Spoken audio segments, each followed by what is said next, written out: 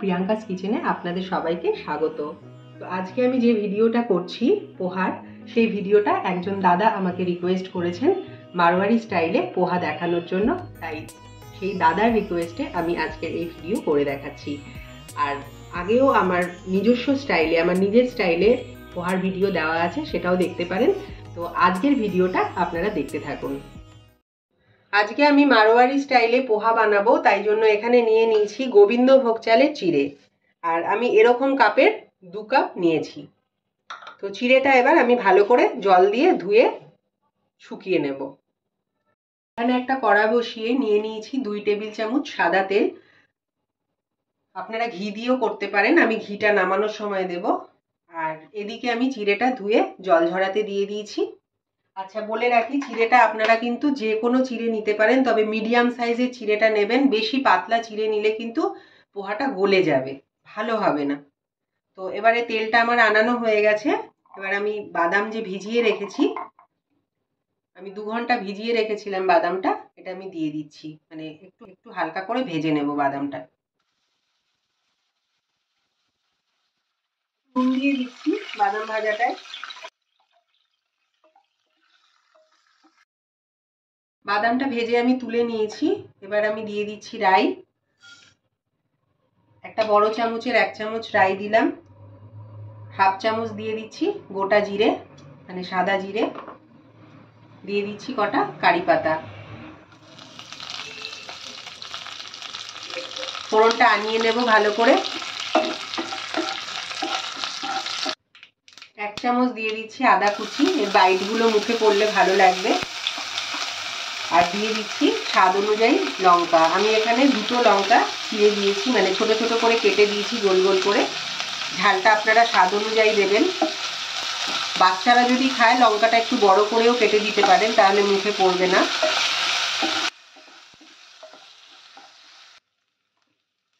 এবারে আমি পেঁয়াজ কুচি দিয়ে দিচ্ছি। পেঁয়াজ কুচি আমি 3 টেবিল চামচ মতো দিয়ে দিলাম। আর কিছুটা আমি রেখে দিলাম গার্নিশ করার জন্য। তো ভালো করে পেঁয়াজটা এবার আমি এগুলোর সঙ্গে ভেজে নেব। নুন দিয়ে দিচ্ছি 1 চামচ, দিয়ে দিচ্ছি হাফ চামচ। নুন আর হলুদটা দিয়ে আমি একটু এগুলোর সঙ্গে মিক্স করে নিচ্ছি পেঁয়াজের সঙ্গে। আর একটু হলুদ আমি দিয়ে দিচ্ছি, তাহলে পোহাটার কালারটা ভালো আসবে। টেস্টে কোনো হেরফের হবে না, কিন্তু দেখতে সুন্দর লাগবে। একটু হলুদটা ওই জন্য আর একটু অ্যাড করে দিলাম। এবারে আমি চিড়েটা দিয়ে দেব। সাথে ব্যালেন্স করার জন্য দিয়ে দিচ্ছি 1 চামচ চিনি। এবার দিয়ে দেব লেবুর রস।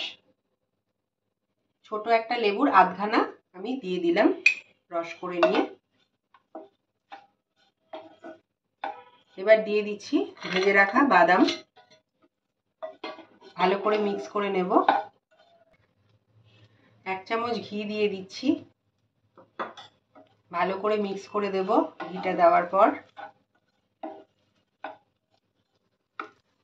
এবার দিয়ে দিচ্ছি গ্রিন কোরিয়েন্ডার লিভ।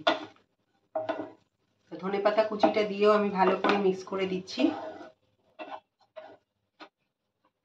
এবারে আমি গ্যাসের ফ্লেমটাকে অফ করে দিয়ে ঢাকা দিয়ে কিছুক্ষণ স্ট্যান্ডিং টাইমে রেখে দেব। স্ট্যান্ডিং টাইমে দিয়ে তারপরে ফেরত এলাম, ঢাকাটা তুলে নিচ্ছি। এবার এখানে আমি ভুজিয়া নিয়েছি, সেটা আমি মিক্স করে দিচ্ছি। প্রথমে দিইনি, কারণ তেনিয়ে যাবে, ঠিক আছে? আমাদের ভাষায় আমরা তেনানো বলি। একটু মিক্স করে দিচ্ছি। এবারে আমি প্লেটে সার্ভ করব।